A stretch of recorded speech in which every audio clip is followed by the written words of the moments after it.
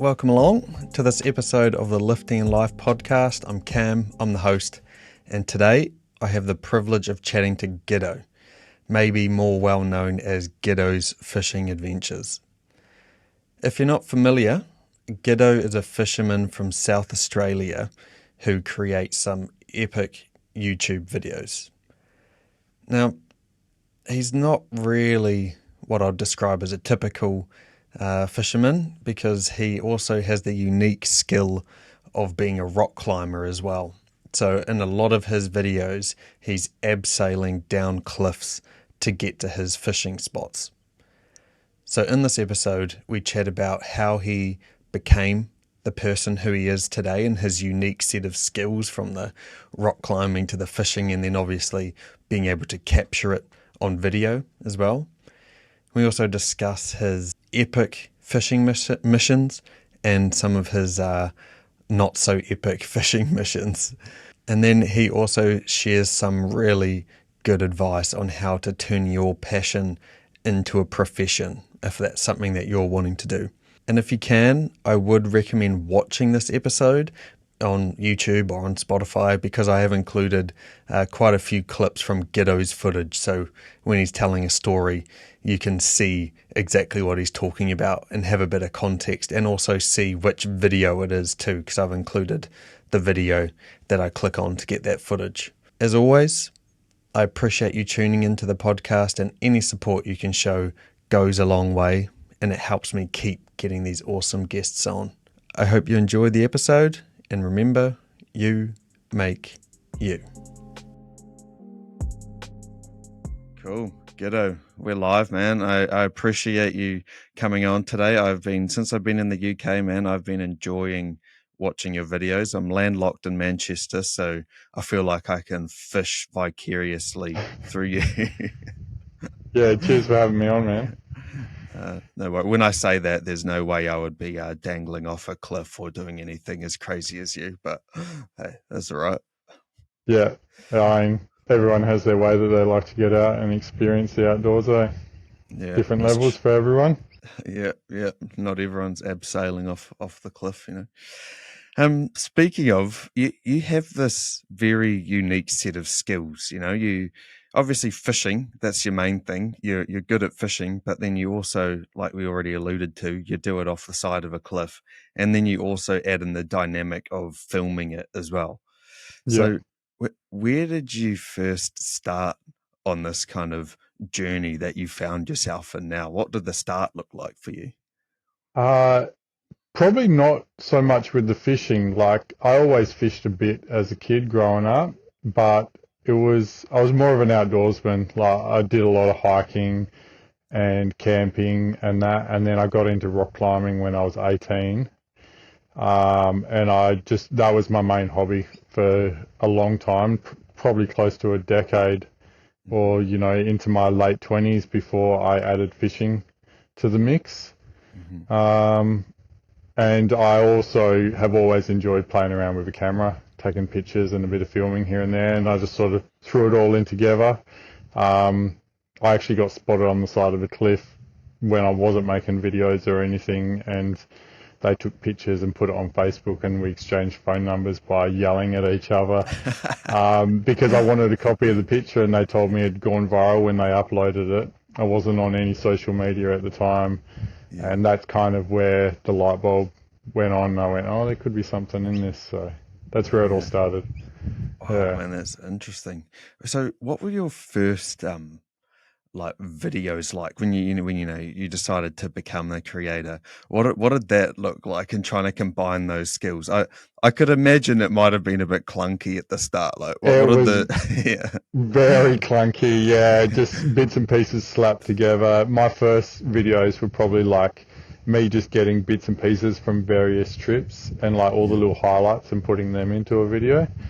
Um, yeah, just very clunky, just a home job sort of stuff that you'd expect to see someone else yeah. making their own little home videos. Yeah.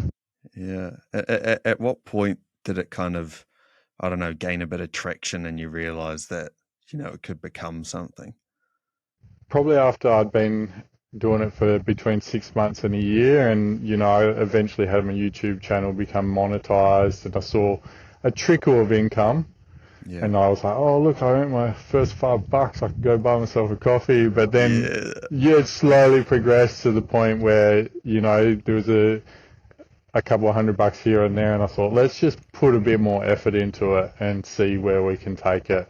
I can't remember exactly how long into it was, but it was probably after between 1 and 2 years of doing it where I thought there could be potential to turn this into a job Yeah. out there. And Yeah. now, like some of your videos, I think the first one I stumbled upon is probably your most viewed one, where you're fishing out of the cave. I think it's at like 10 million views or something now. Yeah, it What is. Yeah. what was it like going from where you first started and chucking some highlights together and it being real clunky to producing content that gets that amount of traction on YouTube? Oh, it blew my mind. My first viral video wasn't actually that one. It was me abseiling down the cliff to fish a place that I've fished plenty of times before. I'd done a video there a couple of times previously, but I took a drone. I just bought a drone and I took that and got the perspective of where I actually was. Yeah. And that got 1 million views in just over 7 days. I think it was like 7 days and a couple of hours, and that blew my mind. I was like, "Whoa, this is crazy." Yeah. Um, yeah. Sorry, what was what was the question? Anyway, Yeah, I guess you kind of answered it, I just what it kind of was answered like. it. Yeah. What was it like going from those clunky videos to producing content that gets 10 million views?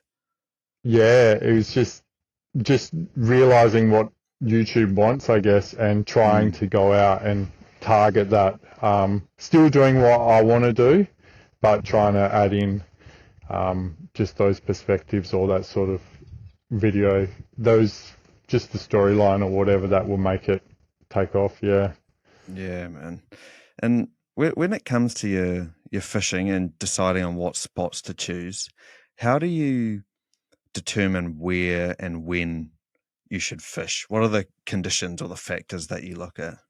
Yeah, so many because I'm doing it for content as well. Mm, So I'll look at the weather map. I like to look at weather on an app called Windy, which shows me the full state or the full southwest, and I can go that area looks good or that area looks good, and and I already have a whole list in my head of places that I like to go or want to go, and then I just sort of be creative about what I think will work. And yeah, if the weather's a bit trash but I still want to get out and do something, then I'll look at an option for that. Or if I see an amazing weather window come through and I go, oh, now's the chance to go do one of those special trips that I've really wanted to do. Yeah. mm.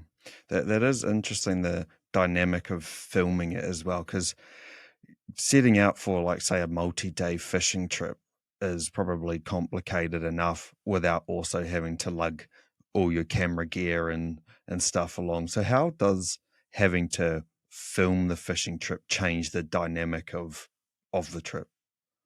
Just well, my life feels like it is packing and unpacking and camping and editing. That's pretty much it. So you get good at it after a while, but yeah, you just throwing all your bits and pieces in to make sure that everything's charged, you've cleared your cards, you got everything ready. Some spots I am more selective about how I want to film it. Like if you're a fisherman yourself, you'd know you don't really want to give away some locations. Yeah, spot X. Yeah, exactly. So some places I'll be like, oh, I don't need to take the drone, or mentally you're in your head thinking, how am I going to do this without screwing the spot? A lot of the time I Yeah. like to go somewhere where it's so remote that it doesn't matter too much. I prefer Mm. that, then I can just film as I like. Yeah. Yeah. But just No, just the that's standard camping fishing trip, not standard at all actually, but for me it feels standard, and then just throw in a bunch of filming gear and make sure you have a way to keep everything charged. Yeah. yeah. Because when people are sitting down on the couch watching your stuff, I think it's very difficult to appreciate how hard it is to film something and to tell a good story. Like, say, I don't know, I've been getting into some trail running. I'm like, oh man, I could maybe film this and put this on YouTube. And as soon as you start, like, you pull out the camera, like, okay, what am I even going to say here? Like, how do I Yeah. even make this interesting? It's not just me running up a hill. That's very boring. So is there Yeah. much planning when it comes to your kind of videos, or how to make it into a story so it's not just, like a chopped up clip of you casting and reeling in a fish? Yeah, I guess a lot of it is just in the head Yeah. about just ideas, and I kind of make it up as I go along.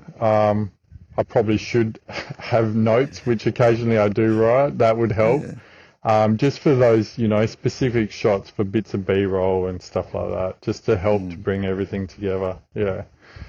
I still Whatever you're feel doing like I is have a long working. way to go.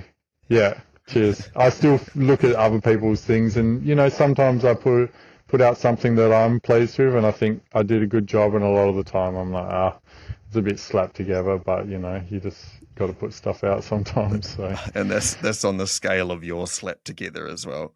It's like, it's so comparative. yeah.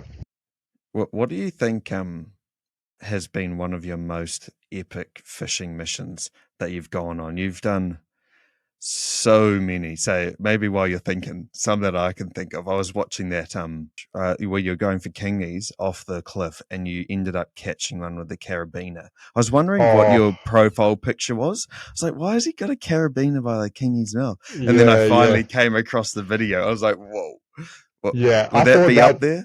profile picture perfectly captures what I'm about as well. It's like the Yeah, fishing and the climbing. yeah, yeah, Yeah, that yeah, was an all-time session. That was just yeah, ridiculous. Definitely right up there as far as one of my better fishing trips. yeah. Another one would be jumping off a boat to swim to this rock in the middle of the ocean. Oh, I haven't seen that Um, one. that one did pretty good. It's got over 1 million views. So if you Yeah. go to my YouTube channel and put most viewed, it'll be just a picture of a rock, I think. Okay. Oh, I have to watch And that one. yeah, it got between 1 and 2, maybe more than 2 million views. I can't remember, but it did pretty well, and that was very memorable because the footage of the swim still gives me chills, and just the full experience of everything that happened getting there. And like the bloke that dropped me off he's a mate of mine, and his boat almost sunk because it was a dodgy thing, and Really? the bilge pump wasn't working. He has the electrical fault. He Yeah. was taking on water, and I was like, dude, you got a lot of water in your boat, eh? As we were like doing a little lap to check on it, to check where I want to jump in. And then he's like, oh yeah. Goes to flick the bilge, doesn't work. In the video, I actually yell out, fix your bilge, like before he comes back, because that was terrifying. And he's like, oh crap, his girlfriend's on the boat as well. And he's like, Yeah. you just steer. He tells her to steer. And he goes, takes the bung out of the back Yeah. and just boots it to drain it. And I was looking, like we chatted afterwards, and he reckoned another 20, 30 seconds and the boat probably would have gone down. Really? How Sort of far thing, is back did that he have close. to go? How do you mean, how far back? Like how on the boat? How long was the Oh, trip the back? journey back. Yeah, yeah, It yeah. was only a couple of K. Oh, okay. Yeah, he just needed to keep an eye on things, I guess. He just didn't realise that it was leaking, and his bilge wasn't going to save him when he needed it to. Need to get a So, bucket out of stay and hang the yeah. boat. And then after all that, then I had to jump in and swim ashore in water that I really wouldn't really want to swim in terribly much. Was it just a bit sketchy or like? Just a spot that's known for great whites, I guess. Oh, Yeah, classic. yeah. Nice. Yeah, yeah, yeah. Yeah, I don't think many people would be that keen to go spearfishing there. No. And then his girlfriend, I told her to throw the barrels in like one at a time. Once I'd reached the rock, but Yeah. she didn't get didn't get the instructions clear. Plus the boat was a bit dodgy, About and to sink. like I didn't want him to be taken on water. And so I looked back. I feel this tug on my backpack as I'm still like 10 meters to swim, and there's like all the barrels in the water and everything behind me. I'm like, God damn it. Or you just roped them So up and you just swam them in.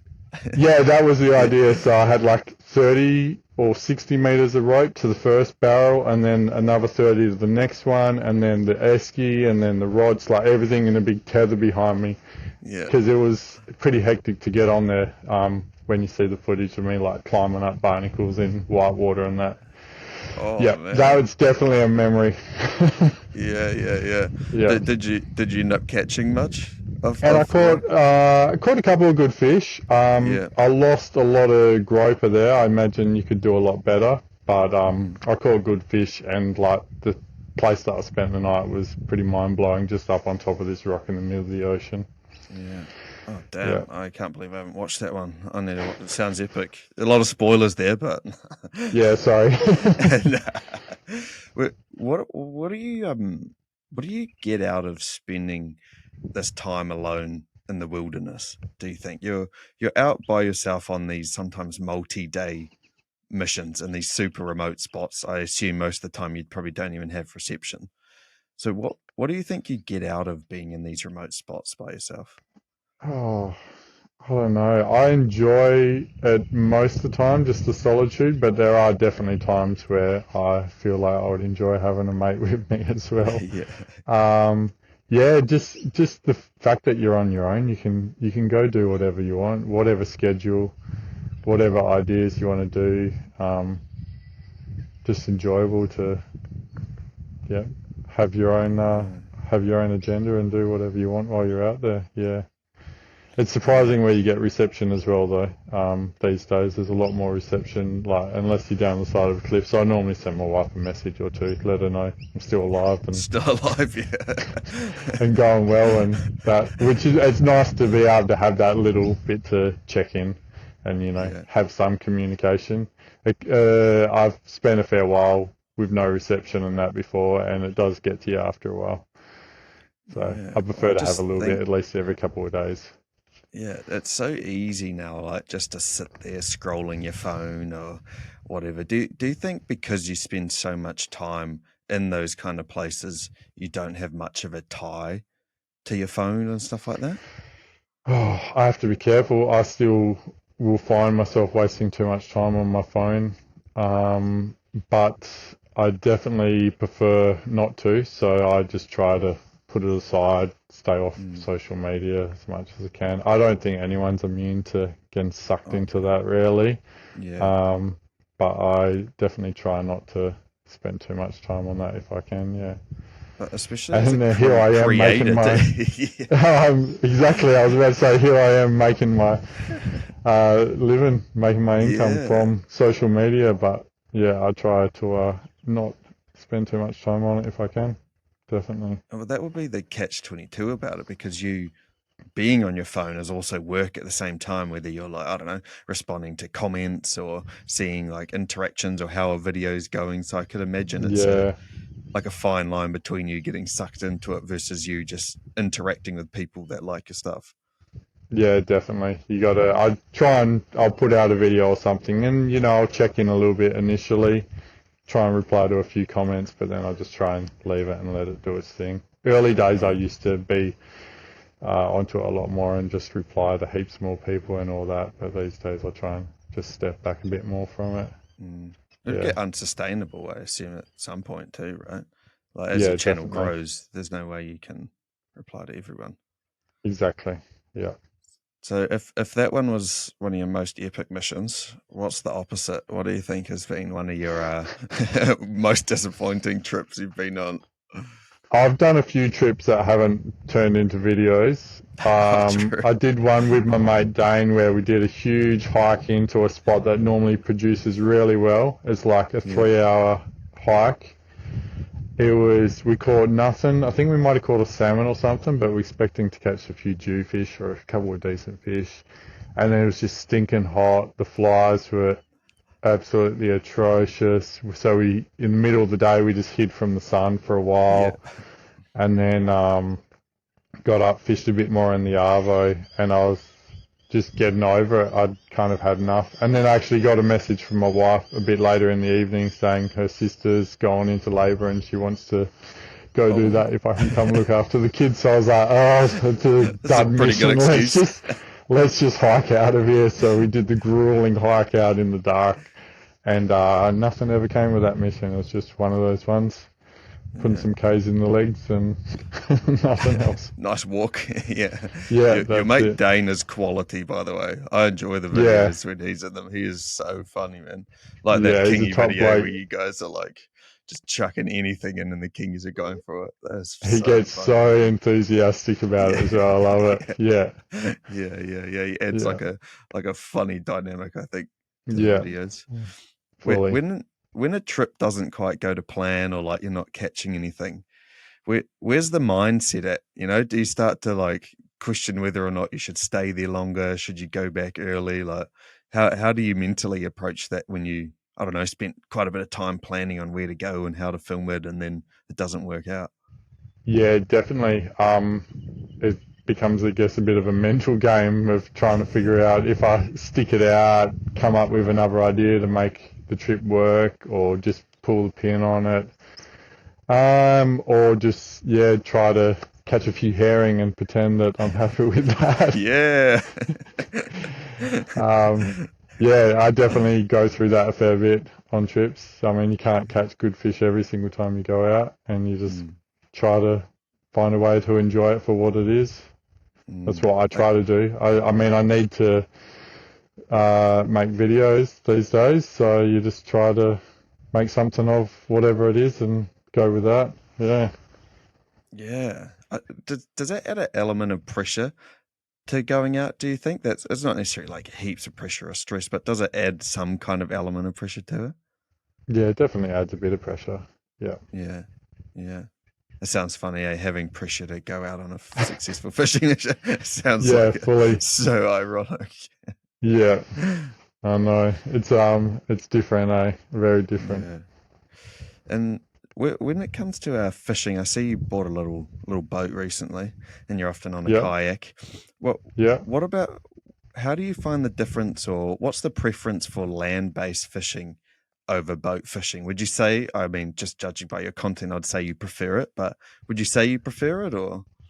Yeah, I definitely prefer land-based fishing. Mm, I think I just prefer being on land and just, what you can see around you, just the landscape and the views, and then it's a greater sense of achievement when you catch something good from land versus the boat. mm, That's probably why I prefer the land base. Just enjoy being on land and soaking up the views and all that. Yeah. But then again, I still enjoy getting out on a boat or a kayak for something different every now and again. yeah. It's good to have a bit of variety. Yeah. What is the aim of the new boat, do you think? Is it just to get you to land-based spots? Do you imagine you'll do any fishing off it? Yeah, I'll do fishing from it. Yeah. I've just got back from a trip up north, and I did do a bit of fishing from it. Plus the maiden voyage, I fished from it a bit. It'll be to do a bit of both. Yeah, maybe some. I've got ideas for extended journeys along the coast where I'll do a bit of fishing, maybe drop a cray pot as well. I'd like to do that and Yeah. camp up on a beach or a cove or an island or whatever for the night. Maybe venture on to another spot. Yeah, just another element to mix in with it all. Yeah, Yeah, I suppose it makes some spots a bit more accessible than just on your kayak. yeah, fully. Yeah. Yeah, the kayak Like, was great, but trying to line up weather for it to work to get to some locations is near on impossible. Where you have a couple of hours of good weather to get there, but there's only so fast you can travel in a kayak, and then yeah. that good weather's gone, sort of thing. Yeah, I Yeah. was watching one of your most recent videos and your kayak ended up getting a bit banged up. It looked pretty sketchy where you're trying to land it on those rocks there. Yeah, I think Yeah. I broke a couple of things on the kayak on that trip. Yeah, Yeah, yeah. You're like yeah. pulling out all these like bolts, Yeah, pins, just and like little plastic ones that just snap. yeah, Yeah, yeah, um, yeah. I mean, the kayak still worked afterwards, but that was a bit of a yeah, hectic mission. I'd wanted to go there for a while, and I saw some decent weather, and I was like, I can't really. Like my mate Dane has the little blue boat, which I yeah. actually stole the engine off of at the moment. I need to save up Nice. another 6 grand for my own engine. Yeah, Um, And I was like, I could take it there, but there's no way I can drag it up there on my own. So I was like, let's just take the kayak, we'll give it a go. And yeah. ended up being a bit harder than I expected, but I pulled it off. Yeah, because you were Stubborn as I saying, am. what was it? The kayak, you said it weighed like what, like 100 kilos or something loaded. Yeah, it's 100 kilos without being loaded. I think that Oh, includes the really? mast. Includes the Oh, mast, so it okay. might be like 90 or something. Yeah. But then you add all my gear, and it'd be over 100 kilos. Plus the back end of it filled up with water, Yeah. and Yeah. I didn't have the battery in it to do work the bilge. I figured I wouldn't need it. So who knows how much it weighed until I drained it. Yeah, it was heavy, very And heavy. especially dragging it on rocks too. Like there's a lot of resistance, Yeah, friction from the rocks as you're dragging it up. yeah, fully. And then those outrigger arms seem to want to catch on every single rock along the way. It can be a nightmare. Yeah, Yeah. man. I saw that was one where you were saying, was it on day 2 you were considering potentially going because of how good the weather was, or was it just the swell because it was pretty flat and you were thinking about the Uh, paddle having to go back? yeah, it was more the wind. There was like Oh no yeah, wind at all. I think the swell was low. The next day was meant to be similar swell, but there was actually meant to be a fair bit of wind coming in the yeah, next day. But it seemed to hold off for long enough for me to get home, which was good. yeah, yeah, Yeah. yeah. That's Well, I good. mean, I probably could have paddled home with a bit of wind anyway. It just would have been a bit rougher and a bit scarier. So, Yeah. yeah. What would you say? Well, I'm just thinking like most people, like general population, including myself, have some kind of like 9 to 5 and can only get into the outdoors on the weekends and when time permits it. What would you say it's like living life based on the weather and based on the conditions? All over the place. The weather doesn't Yeah, follow a schedule, eh? yeah, So I feel for my wife sometimes, because I got a wife and 2 kids, and yeah. I'll be like, "Oh, good weather. Can I disappear for the next 4 days?" Or Please. even like I was up north for just over 2 weeks as well. That was a Yeah, longer one. So yeah, your schedule is no schedule. It's just whatever comes. You can kind of make vague plans here and there, but yeah, and also I always know autumn is my busy time on the south coast because we get the best weather. So I just sort of go hard and try and get out as much as I can, and then winter slows down a bit, and I try and head north or something else.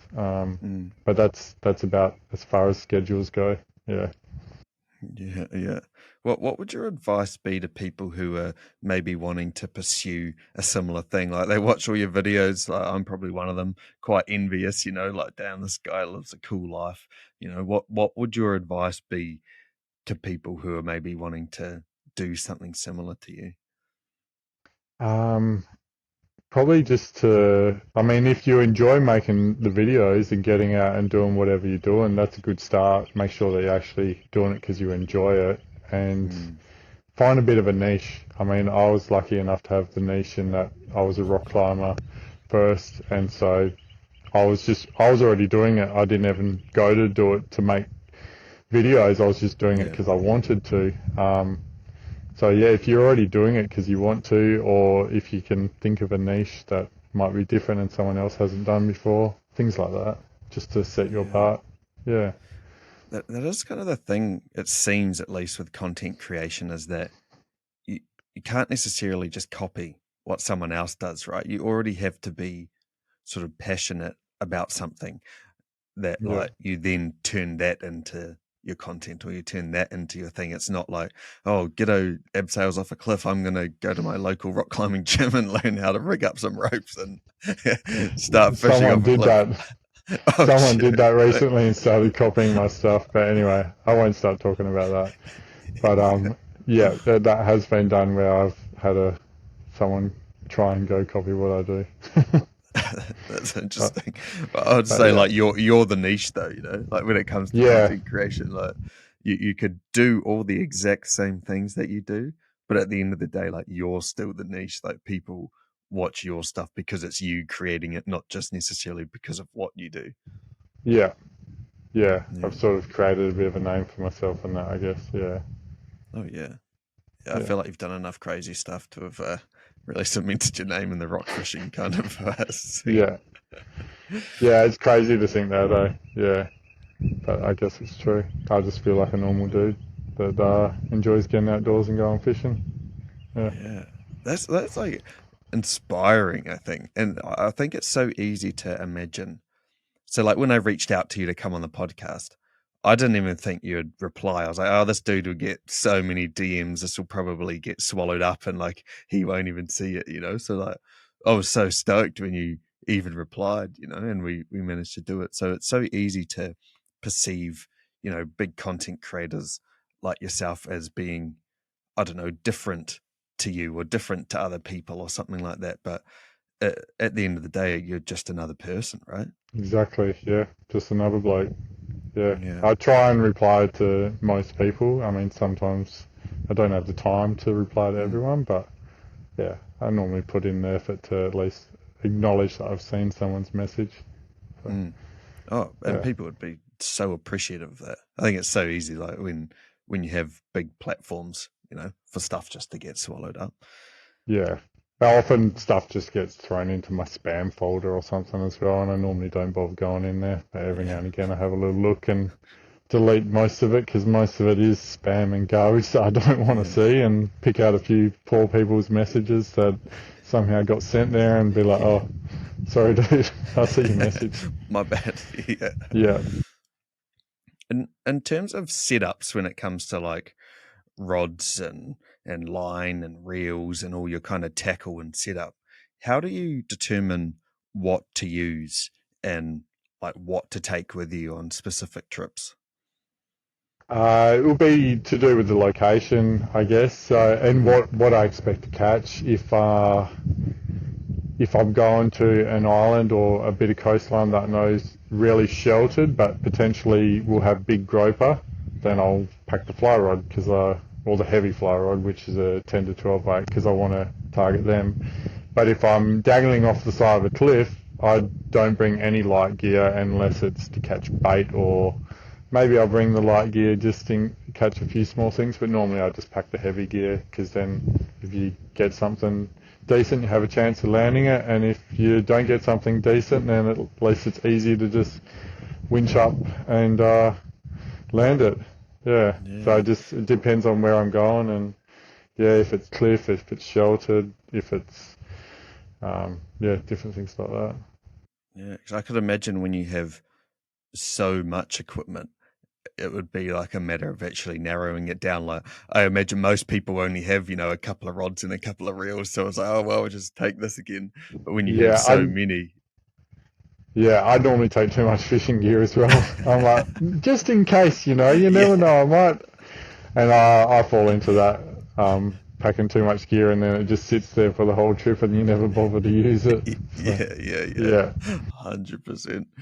And for say maybe I'm thinking more beginner to intermediate kind of level, people getting into their rock fishing, specifically rock fishing. What would you Mm. recommend as a pretty solid setup to start off with? Probably something around the PE5 or, 50 pounds, like a 10K size reel, 50-pound line, and a rod that suits that. That's sort of 9, probably between a bit over 8 foot to 10 foot long, something like that. Yeah. Because there's quite a big difference between your setup when you're going off the rocks versus, say, I don't know, surf casting off the beach. Obviously, surf casting, you're going to use your like long rods, like 13 foot or whatever, and Yeah. versus like on the rocks, the dynamic of, I don't know, your line brushing up against the rocks and easily snapping or things like that. Would you say those are some of the big differences between surf casting and rock fishing? Yeah, I want enough length in the rock fishing rod to, cast a decent distance and keep my line off the rocks when fighting a big fish. But then when you're fighting a big fish off the rocks, you don't want to be fighting on a 12-foot rod because it's just, you want to be able to lock that drag down and fight them pretty quickly. And that's Mm. just going to hurt on a 12-foot rod. It's going to hurt a lot. So For me to work something out. that's, can steer the fish around, but is not too big at the same time. Yeah.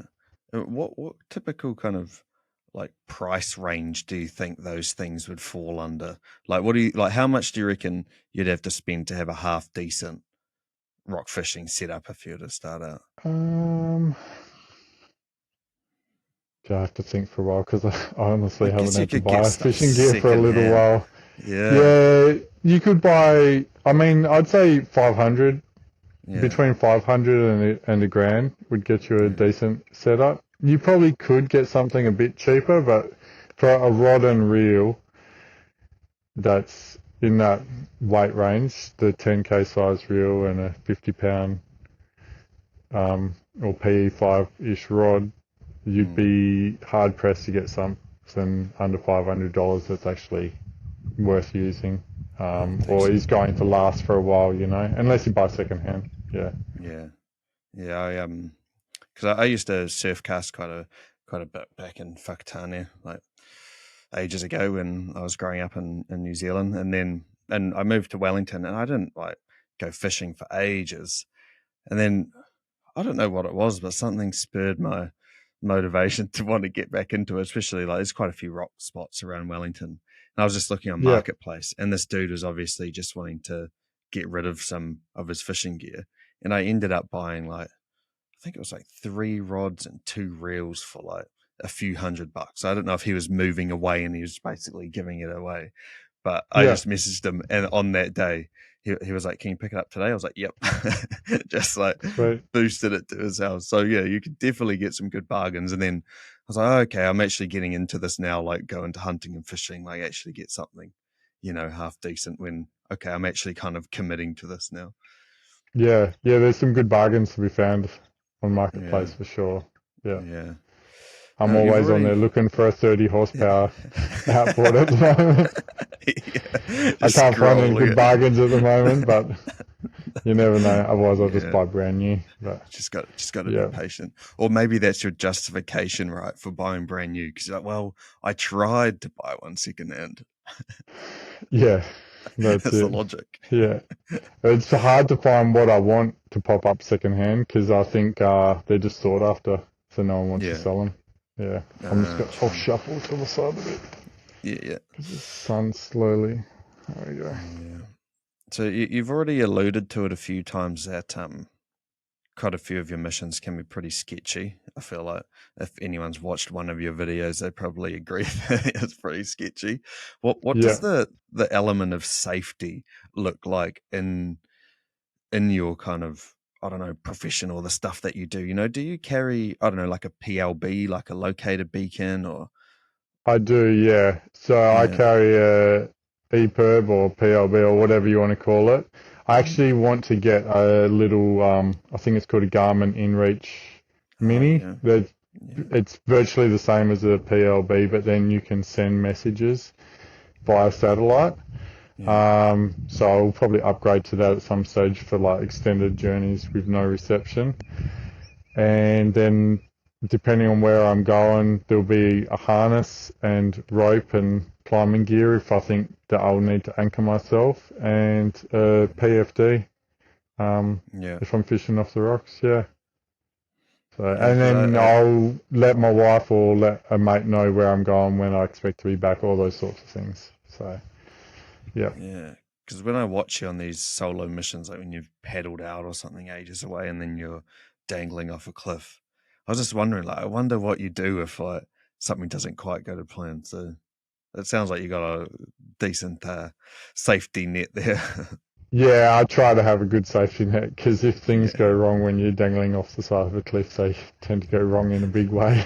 very So you wrong. try to avoid that. Yeah. What would you say are some, or maybe one or two, maybe are some bucket list fishing spots for you? And it might be, I don't know, globally. Like, what are some of those bucket list fishing spots for you? Oh yeah, well I've got one that you might be familiar with. So I want to get to South Island NZ and explore some of the fjords. Not Milford, but some of the ones a bit further south, a bit more remote. Get Oh, flown okay. in there and explore via a kayak or something just for like a week. Just go Yeah. like proper wilderness area. Hmm. That's bucket list. And then probably something more tropical as well, like Fiji, Vanuatu, something like that. Somewhere where you can potentially catch a dogtooth tuna off the rocks or something crazy like that. Or Yeah. Japan. Japan's got potential for that as well. Yeah, it's the Yeah. two complete opposite big trips that I would like to make happen. One hot, one Yeah. cold. Yeah. Well, that one down in the Sounds would be like wet as well, is it? Like, I don't Oh know if it's, yeah, and probably sandflies and yeah. all that. It'd probably be Yeah. just a suffer fest, I imagine. Yeah, It'll it be would be cool, an good content. experience. Yeah, Yeah. yeah. Yeah. Have you been to the fjords down there? Well, gone down to like I've done the root burn track and like spent a bit of time around that Milford kind of area, but not too much time in the fjords. It's definitely, I don't know, since we've been in the UK, we've just been like reflecting on New Zealand and we're just like, man, it's actually such a crazy good country, especially when it Yeah, comes to the outdoor stuff. And because I grew up in the North Island as well, it wasn't till I don't know lockdowns and stuff really that we spent any decent amount of time down south. And as soon as we yeah, went down there, we just thought, why do we not spend more time? But it's just that classic thing, when it's in your backyard, you take it for granted. It's kind of like being yeah. here. A lot of people in the UK haven't done heaps of travel to Europe because it's like, oh, it's there. But New Zealand, oh, I'd love to go to New Zealand. Yeah, it's That's what it's interesting like. that, eh? Yeah, Yeah. I know so many people that, live in the south coast where I live, and just the amount of places that they've seen is just Oh, right. tiny. But then I've gotten out and seen about as much as I can, and there's still Yeah. more to see. Yeah, Yeah, and like that's a massive place too. Like yeah. Australia obviously is huge, but even like I don't know, even Western Australia is basically a whole Oh, Western country. Australia is massive as well. There's still Yeah, so much I haven't seen. I haven't even gone to the Kimberleys yet. I was up north yeah, in the Pilbara, and the Kimberleys is another 1,000 k's further to the north. And I was like, too far, not this time. that's ridiculous. I might fly up there instead or something. Yeah, Yeah, I remember when I went to Aussie for the first time. We were in Brisbane, and I remember seeing Sydney like 1,000 k's away on a sign. I was just like, what? Like, how is that even on a road sign? And like, how is it so far away? In New Zealand, it would be like, I don't know, Wellington 100 k's away, and it would be on a sign. So like the yeah. the scale of landmass that you have over there is crazy, It's man. massive, isn't it? Yeah, it's a Yeah, huge country. Whereas 100 k's on New Zealand roads would probably take a fair bit longer than 100 k's on Australia roads, I'd say. A true. lot more winding and all that. Yeah, Yeah. yeah. It's Whereas it's we can slowly just, getting better, but it's going to take a little while, I think. yeah, And what have you thought of your Because you've done a few trips to New Zealand, right? Some fishing just trips. one so far. Oh, is Just it one. just that one? Yeah. Oh, okay. Yeah, but it was quite a long trip. I think I was on that boat Yeah. for nearly 10 days. 10 days on a boat with 7 other blokes that I just met. I was like, Just this met. will be interesting. This will be Yeah, interesting. yeah, But no, it was good. Yeah, yeah. good Because times. you did quite a bit of rock fishing. You're catching quite a few snapper in that one, right? Snapper until I got sick of catching snapper. Yeah, so Yeah, many yeah, snapper. I yeah. was hoping to get a few more kingies, but they just didn't seem to be around. The guys picked up a few on the kayak early on, and then they even struggled to get them out of the kayak. I think I was there in November, and I heard that the kings hadn't really showed up yet. They showed up like a month or so after I left. I was like, bugger. Anyway, Yeah, and then I yeah, got my yeah. PB king back home instead. Anyway, not long after, That's right. like a month or two later. Yeah, That makes up for I it. was like, yeah. Do you think you'd plan any trips back to NZ anytime soon? Um, yeah, well, there's that South Island one that I'd love to do. Wouldn't mind Mm. going to the top of the north as well, for land-based kings, Yeah. like J.E. Wilds. Have you seen his stuff? You Gee. heard of him, Oh, J.E. Wilds? yeah. I feel like I have Yeah, watched a couple of his videos. yeah. So he's definitely got them figured out, the King's Yeah. top order up the top of NZ there. So I'd love to make a trip up there and have a go at that. Mm. Um, yeah, they're probably the two main trips that I can think of, the very top and down the bottom. Yeah, yeah, I've heard that. Like some of my mates, they live in Auckland and they have a small boat. And I went out fishing with them one day, just in like in the harbour in the Hodaki. And I thought it was a decent fishing trip, catching trevallies and stuff. And he was just like apologizing the whole time. He's like, "Oh man, sorry about the fishing. Like it's terrible." And like that's just out from Auckland, like off the Auckland Viaduct, pretty much. So I've heard that up north, it's just like a whole nother ecosystem. It's just they catch so much up there. If that's just judging off what you can catch in Auckland, right out in front of the Yeah, city. yeah, I've heard it can be pretty incredible, some of the places. So Mm, mm. have to check it out one day. Yeah. What would you say it's like having turned your passion into a profession, something that you do for your living now? I don't know. I pinch myself sometimes, but Mm. I also sometimes I know I get comments that people really enjoy my videos, and it's like an escape for them. But at the same time, I feel like when I'm out there that it's just a selfish job. Sometimes I'm just out here doing whatever I want, but putting in a bit of effort to film it. So I have that. I love it because it's an amazing job, and I can't believe that I get to do it. And then the other side where I'm like, is there any good in what I'm doing, or I'm Oh, just out here doing, whatever I want sort of thing? It just feels a bit selfish I'd sometimes. say like you inspire so many people. And like Yeah, even for me, like I look forward to watching your videos, and like I was saying, I don't know if we're recording or not, but like living in Manchester, it's like landlocked. I hardly ever even get to see the ocean, and I grew up by the ocean. So like even yeah, watching your videos, like I really enjoy them, and like it's like it might feel selfish to you, but I definitely don't think it's selfish. Like you're yeah, inspiring so many people, and like if you put up a new video, I'm stoked. I'm what's he up to now, and I watch most of your stuff, at least since over the past year. I've been watching so much of your stuff, and like I really enjoy your content, man. You do a yeah. really, really good job. Cheers, man. Yeah, yeah, I do get that a fair bit, and people like saying, "When's your next video? We're hanging out for it," sort of thing. So I see that people enjoy it, and it's a bit of an escape for them, or a way for them to experience what I experience, I guess. Um, Yeah, so I just remind myself that.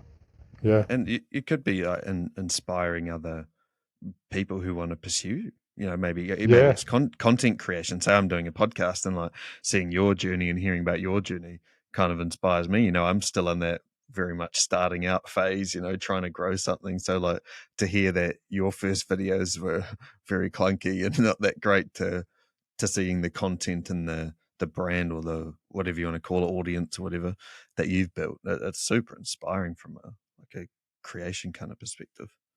yeah. Cheers. Yeah. And I reckon that so many people just have jobs that, I don't know if they necessarily hate them, but aren't the most enthused about them, and they long for the day of a good sunny Saturday that they can go out and go fishing. So the idea of like that being your profession, I don't know, I think it's so cool. Yeah, it is amazing. Yeah, I Mm, want to get my kids out with me a bit more as well. yeah. But they've got school, so Oh, it's I guess inconvenient. that's why. I guess that's that part that makes me feel like it's selfish sometimes because the family stays at home.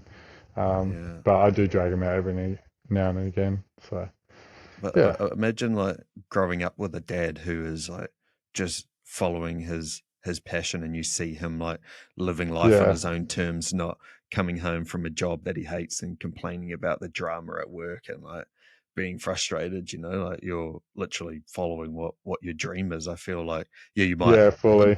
be away more than maybe other parents or whatever, but at least it's for a good reason. Like. Yeah, yeah. I'm not sure if I'm away more or not. Mm, My kids have complained about me being away, but I'm like, well, if I was still working as a chippy, you wouldn't see me in the morning because I'd be gone before you're up, and then I'd get yeah, home after you're home. I'd see you for dinner, and that'd be the week sort of thing. Whereas yeah. now I disappear for a few days at a time, and then I'm completely at home for a fair bit as well. So Yeah. yeah, I've thought about it. I think I probably am home more at the moment. Unless I Yeah. had a editor that edited for me, then I would be Yeah. gone all the Yeah. time. Shout out if someone's keen. Yeah. And Yeah. what was it like going from, because Chippy is like a carpenter, like we would say, Yeah. raft builder. Yeah, yeah. Yeah, I was a Well, framing carpenter, or mostly roof carpenter. yeah, But yeah, just the rough, quick stuff, the timber frame of new houses. yeah. Yeah. What was it like going from slapping together frames to making that decision to quit and actually go deep into the fishing? Well, because I was self-employed, I could just sort of slowly transition it where I went, I'm going to start doing a bit less of that and a bit more of this until it got to the tipping point where I went, nah. And my wife was like, do you want this job? Do you want that job? I'm like, nah, I just want to go fishing and make videos. Yeah. And so that was around the tipping point where I also went, yeah, I could probably start making just as much money just doing this. So Yeah. screw doing that. Let's go fishing. 100%. It's a no-brainer. Yeah. Because that would you say that is kind of the advice, say if someone was, even if it's like a side hustle, might not necessarily be content creation, but having a job and then starting up a side hustle, would you say to kind of wait until that side hustle sort of builds up a relative kind of income to your current income before you quit Yeah. the main source of income? That would be definitely the safest option to go about it. Or if you went all in, just know that you make sure you have something to fall back on. Like if YouTube just suddenly disappeared, I've got my trade and I can go back to that pretty easy. There's heaps of work. So yeah, as long as you've got something else to fall back on, you can go for it. Otherwise, do a smooth transition if you can. Yeah. Yeah. What do you think were some of the biggest barriers you faced at the start of that sort of transition? Because it sounds very like, linear, like, oh, one day I started making videos, they were a little bit average and then got good, and then now here I am. Like, what were some of Yeah. the biggest barriers along that way, do you reckon? Oh, it's just the biggest barrier is probably the fact that YouTube is so inconsistent. You don't know what you're getting month to month. So I'll have periods, even now I'll have periods where I'm like, what am I doing? Should I just go get a normal job? And it's just, just riding through it, through the ups and downs. Yeah.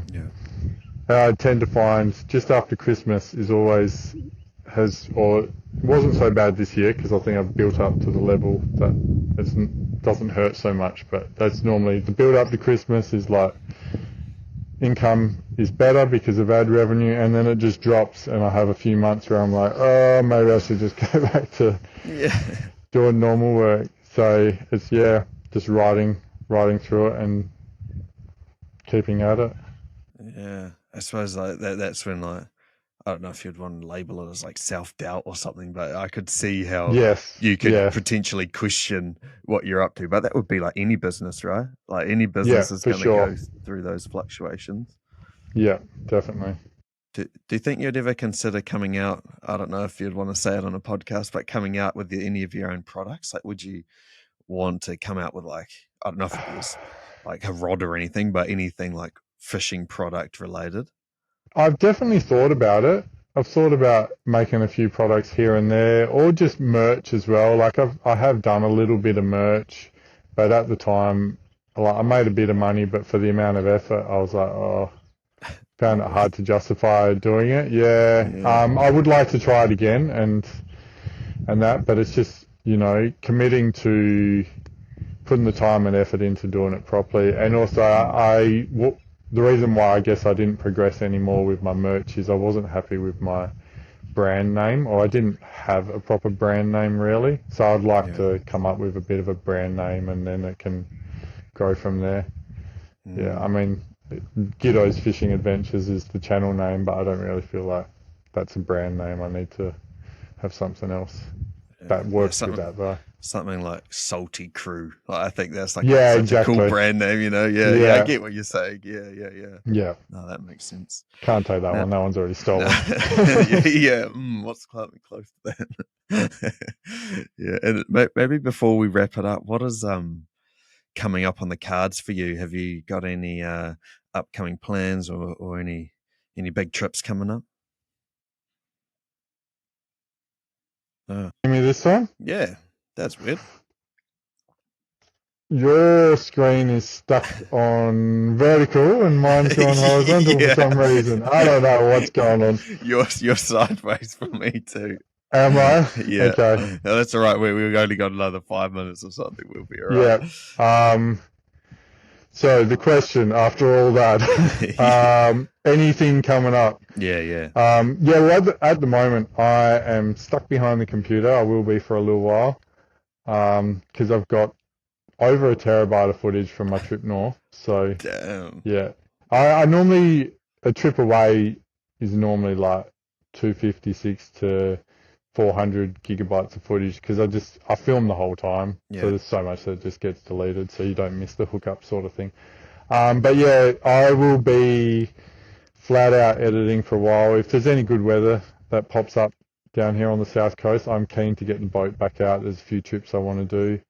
I might be doing a tropical trip. When was it? Late this year or early next year, December, January, heading heading somewhere tropical. Sweet. I won't say too much about it just in case it doesn't happen. It's Yeah. one of those things. Classic. Yeah. But yeah, it's meant to be going ahead. That's the trip with a couple of other people. Sweet. Um, yeah, I want to get up to the Kimberleys as well. I got a mate that lives in the Kimberleys, and I'd like to get up there before it gets too hot, if possible. So that might happen soon, like within a month or two, if it does happen. Yeah, that's about it. Cool, man. So. Can we expect some pretty epic videos out of the stuff that you're editing now? Yeah, the first trip, like honestly, I found was disappointing, but as far as just the nature and the places that you get to see, it's pretty amazing. I caught fish, I caught crabs as well, mud crabs. Yeah. Had a good time, explored a lot of places, had a lot of sharks eat fish as well, which Lovely. is typical of up north. Yeah. But yeah, it was a good trip. Some highs and lows in there, all mixed in. Yeah. Cool, man. Oh, well, I will look forward to seeing that. That's crazy, the amount of footage, man. I say a podcast because I film it on the camera too. That's like 60 gigs or something. So I can only imagine the Yeah. hours, bro. That's so, and the storage, right? It's the storage of like, where do Yeah, you I've got put all this stuff? hard drives that stack up. I need to get like a massive one. I need a new computer as well, to be honest. Yeah. Technology, the outgoings for running a business like this. 100%. Yeah, All right, yeah, man. I appreciate your time once again. Like, thank you so much for coming on. Like I said, I've been enjoying your videos this past sort of 18 months or whatever we've been in the UK. Like, I watch them probably at least on a weekly basis, and so I was stoked, man, to actually get you on the pod and get to learn a bit more about you and how you've become the person you are. yeah. Cheers for having me on. It's been good. Yeah, no worries, man.